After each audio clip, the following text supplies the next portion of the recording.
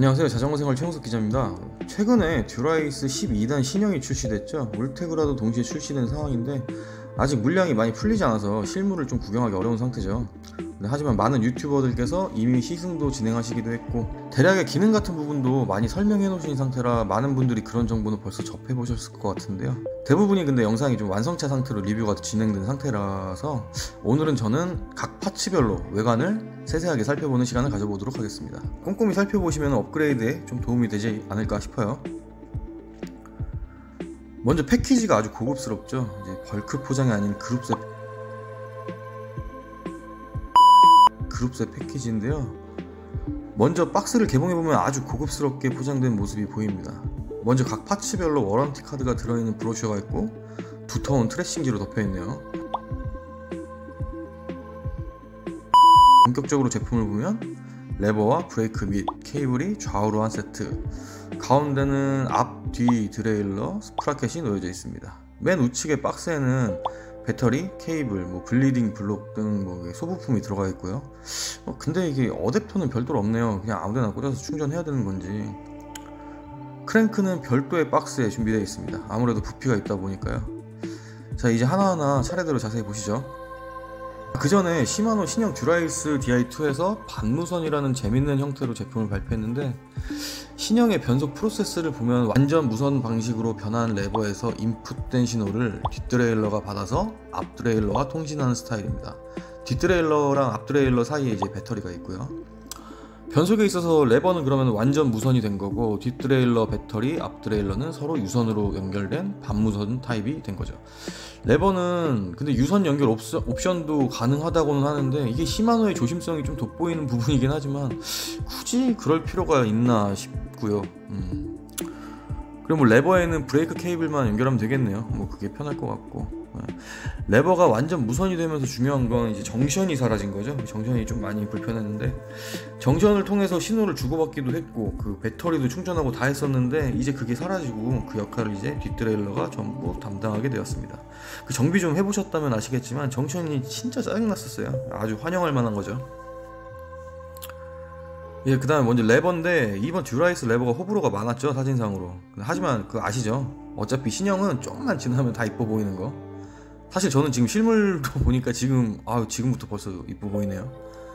레버 전면의 디자인은 7900, 9000, 9100 지난 시리즈들이랑 상당히 다른 디자인을 취하고 있는데, 레버 전면의 브레이크 레버 힌지 사이가 전작 DI2들처럼 정면에서 노출되는 것이 아니라 위쪽 덮개가 살짝 가려주는 것을 확인할 수 있어요. 아무래도 외부 이물질 유입을 막으면서 에어로 효과를 노렸겠지만 효과는 미미할 것 같고요.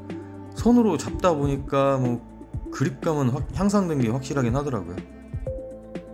이번 신형은 기계식 변속 모델은 출시 예정이 없다 그래요. 그래서 DI2가 주력이 될 텐데, 일단 시프트 버튼이 전작보다는 위아래로 되게 많이 길어진 모습이죠. 특히나 이 다운시프트 버튼이 레버 아래쪽까지 길게 이어지면서 업시프트 버튼을 거의 덮는 수준으로 길어졌어요. 그러면 그만큼 이제 좀 다양한 포지션에서 변속이 좀 더 용이할 것으로 보이고요. 전작들보다는 클릭감이 조금 더 묵직해진 느낌이고, 또 후드 위쪽에 히든 버튼이 내장되어 있는 것은 여전하네요. 그 히든 버튼 좀 편해요. 이제 가민이나 와우 같은 이제 사이클링 컴퓨터 연동해서도 사용이 가능하니까 페이지 넘긴다던가 할 때 그때 쓸 수도 있는 버튼이라 활용도가 굉장히 높아요. 후드를 벗겨보면 이제 배터리가 하나 들어가는데요. 레버 신호를 뒷드에 전달하기 위한 용도겠죠, 아무래도.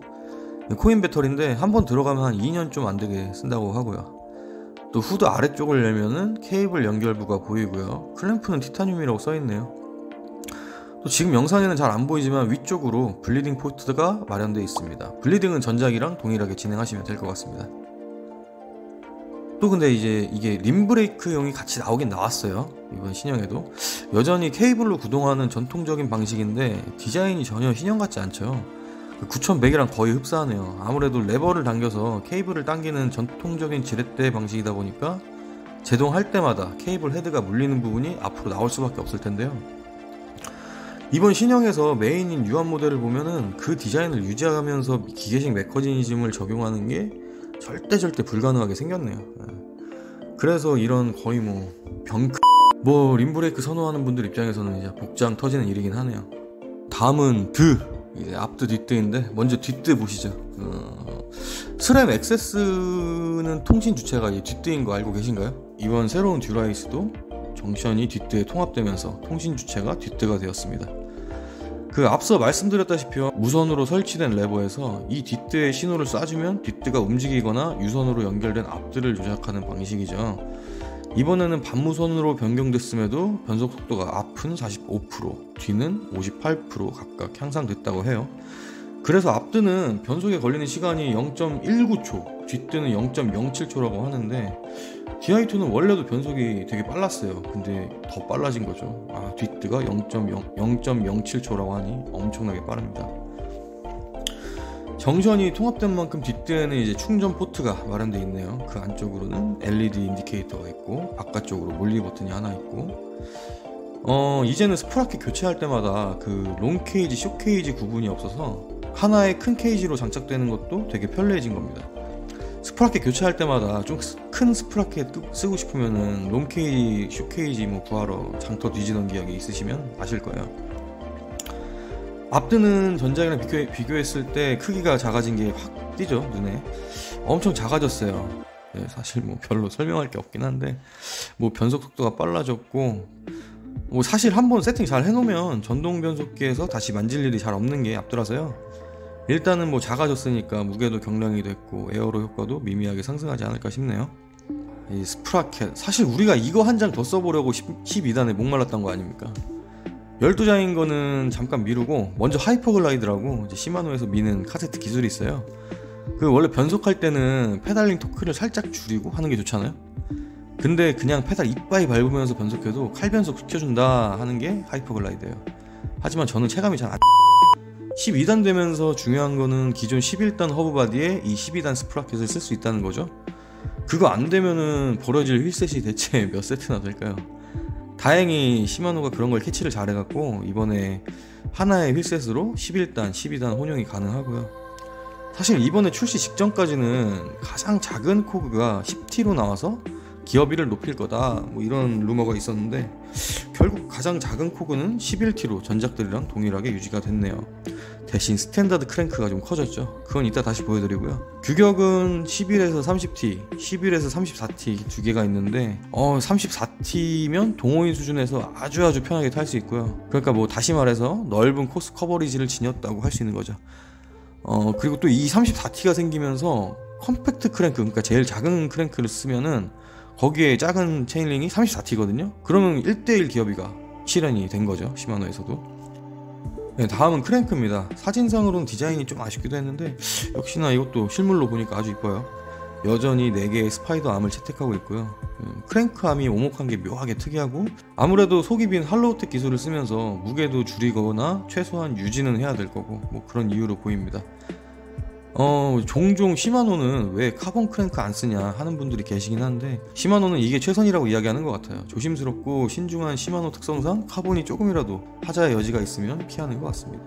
이번에 특이한 건 아무래도 스탠다드 크랭크가 더 커진 거겠죠. 스프라켓이 10T가 없으니까 고속 트레인이 좀 모자라지 않겠냐 했는데 그걸 크랭크를 키우면서 대응하는 모습입니다. 그래서 스탠다드는 5440T의 아주 무시무시한 스펙을 지니게 됐고요. 미드 컴팩은 5236, 컴팩은 5034로 전작과 동일합니다.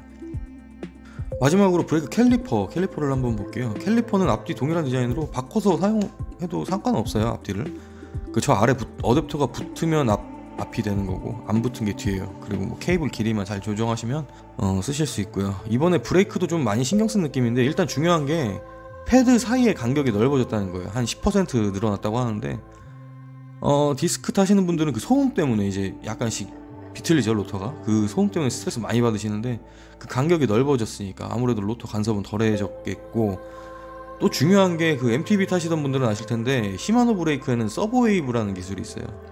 그 브레이크 잡을 때 브레이크 레버를 당길수록 민감도가 둔해진다고 해야 되나? 레버가 움직이기 시작할 때는 패드가 좀 빠르게 반응하고 그 이후부터는 반응이 좀 느려져 갖고 그러니까 세밀하게 컨트롤 할 수 있다는 게 장점이었는데요. 그러니까 한마디로 브레이크를 어느 정도 잡은 상태로도 제동 강도를 컨트롤 할 수 있다는 거죠. 그게 이번 신형 듀라에 적용이 되었습니다. 전체적으로 요약하면은 소음은 줄이고 제동 시 마이크로 컨트롤이 가능해졌다, 이런 것 같습니다. 또 이제 블리딩이 좀 편해졌어요. 원래 나사를 열면 거기가 바로 오일 주입구였는데 이제는 오일 주입구 따로, 주입구 개폐 나사가 따로 자리를 잡아서 더 깔끔하게 작업할 수 있겠습니다. 딱히 미케닉 아니시면은 신경 쓸 필요는 없는 부분이긴 해요. 그리고 블리딩은 어지간하면은 그냥 샵에 맡기는 게 정신 건강에 좋습니다.